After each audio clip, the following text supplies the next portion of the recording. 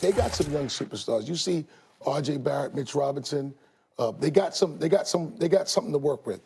And getting a coach in there, ultimately getting a coach and a coaching staff that's going to help develop the team. That's what I expect to happen so that we can actually get to what you expect from a New York team. All right, the Knicks released a statement yesterday after Stoute's appearance on the show saying, while Steve Stoute is a valued contributor to the Knicks' marketing and branding efforts, he does not speak on behalf of the New York Knicks personnel and basketball operations. Any decision regarding the operations of the team will be made by the new president of the New York Knicks. Now, Stoute also made the following statement yesterday after his appearance, quote, in my excitement to defend the Knicks on live TV today, I inadvertently insinuated about Knicks personnel. I look forward to working with the Knicks management to elevate the great Knicks brand moving forward. So, guys, all three of us were here for the show yesterday. Stephen A., I'll start with you. Was Stoute out of line with any of his comments on the show? He was, and I think he realizes that because when he spoke about the coach, remember I brought up Mark Jackson and talking about how you needed a voice, et cetera, et cetera. I didn't anticipate that he would elaborate on that. So he recognizes that he didn't mean to sit up there and throw Coach Miller under the bus per se. But you know what? Listen, at the end of the day, we all know what time it is. Miller's there on an interim basis. There will be a new coach in the New York Knicks organization next season. Stoute may not have, he should not have spoken on that, but damn it, I would have, because it's obvious that that is exactly what's going to happen. And if it's a secret in the eyes of Dolan, it's the worst kept secret in the modern American era, as far as I'm concerned. There will be a new coach in New York City for the Knicks next season, and it will not be Coach Miller. Miller needs to plan on that accordingly and make his necessary plans. Number two, I think the New York Knicks as an organization has proven once again to be pathetic because they were quick to highlight what Steve Stoute's role is not, reacting to public perception. Once again, this is the one thing that James Dolan simply has not captured. He has not realized this. When people look at Oakley, as Max religiously points to, when people look at him throwing a fan out, when people look at him reacting to the boos and ultimately deciding to get rid of Steve Mills because of chants of Dolan and how he should sell the team, once again, it gives the perception that you are reacting to public pressure and public perception all the damn time. And you simply can't come along or come across as being that way when you're the man for the New York Knicks. And if James Dolan is true to form, Steve Stoute could be in a world of trouble simply because in James Dolan's eyes, if you felt the need to release that statement, Max, as on behalf of the New York Knicks, to highlight what Steve Stoute's role will not be and is not within the organization. If you know anything about James Dolan, he's ticked off. He's not happy right now. And usually when he gets that way, bodies fall. Somebody, figuratively speaking, heads roll. That's the way it goes in the Dolan era, or that's the way it has gone. And so who knows? We've got to keep our eyes on Steve Stoute to see what role, if any, he will play in the Knicks organization moving forward. Clearly, whether it's Leon Rose, who's still trying to negotiate and work out a deal, or somebody else, but I believe it'll be Leon Rose, or, the bottom line is that they're going to be the ones that make the decision about who the head coach is, who the next GM is, et cetera, et cetera. But we all know it's going to be done by committee. We all know it's not going to be one person that's going to make all of these decisions. So it's no secret there. It's just that Steve Stoute and his zest, his excitement, et cetera, speaking about being that marketing, branding guy for the New York Knicks and having a say. When it came to the coach, he spoke out of turn, and that's what really riled Dolan up from my understanding. He was really uncomfortable with what Steve Stoute had to say about there possibly needing to be a new coach. Dolan.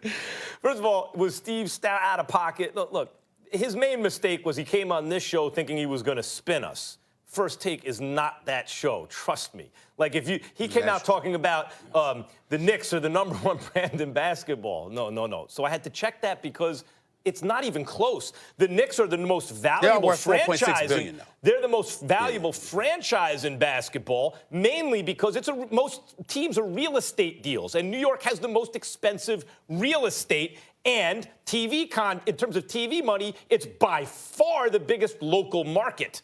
But the New York Knicks are not the #1 brand in basketball.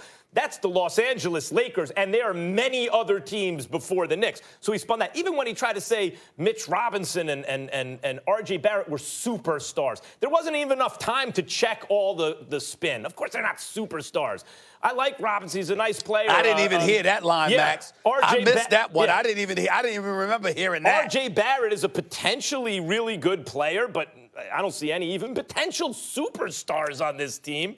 So, that was really his mistake, was coming on and trying to spin us. That's not going to work. Now, what you're seeing now from the Knicks, and you just hit on it, Stephen A., is the reason they will not have success while Dolan owns the team. What do I always say? A fish rots how? From the head down. And what we have here is a rotten fish, and it starts with the head. James Dolan wants to live, in my opinion, in a bubble where he can live out his fantasies. That's why he pays rock bands so he can open for them. You don't get there on your merit. You have to pay to open for a band. So these poor people who pay good money to watch actually successful bands are subjected to him, on the card. Come on, man.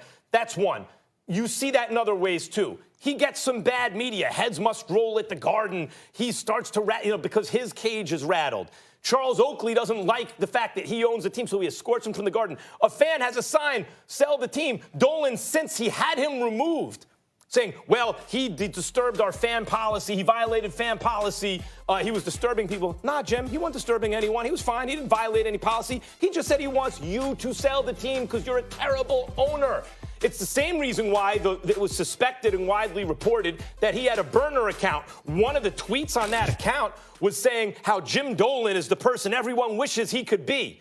Well, among the reasons people suspect, I'm sure, that that's a burner account is because no one thinks that except Jim Dolan. And I find it, frankly, sad if the case is that was his burner account. There's no way to know that. But I would find it sad that someone would feel the need to say that on a burner account because no one else is saying it except the toadies who you pay. Listen, you can't buy respect. He is not respected. Mm-hmm. He's rich. Well, he is feared by people in his organization because he controls their financial you're right on the money. Futures. But he's not respected, and that's what bothers Jim Dolan, in my opinion. He's definitely feared by some, obviously. There is a lack of respect. There is no denying that. And the bottom line is this. Here's the reality of the situation, and this is what Dolan missed with his public statement. As long as you remind people of the perception that they already have, that it is you, Dolan, who is making management decisions, branding doesn't matter.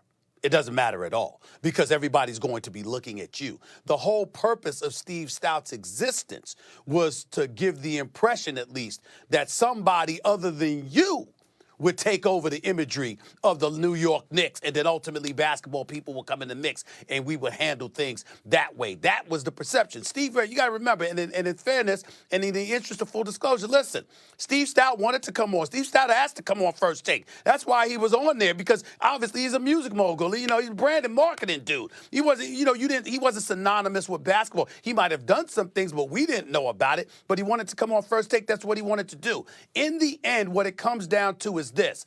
As a Knicks fan, which he says he is, me knowing who I am, knowing who you once were before you betrayed us all and went to the Los Angeles Lakers, Max. Let's understand something here. Family. When we look at, when us as New York Knicks fans, speaking for myself, we know how desolate this situation is, how bad and destitute it really, really is. It's just an embarrassment of epic proportions. Stephen A., so if Leon Rose could come in there and change it, if he could get William Wesley, Worldwide West up in there, if they could get Kiki Vandeweghe, John Calipari, Rod Strickland, I don't give a damn who it is. Well, whoever could get players, get them.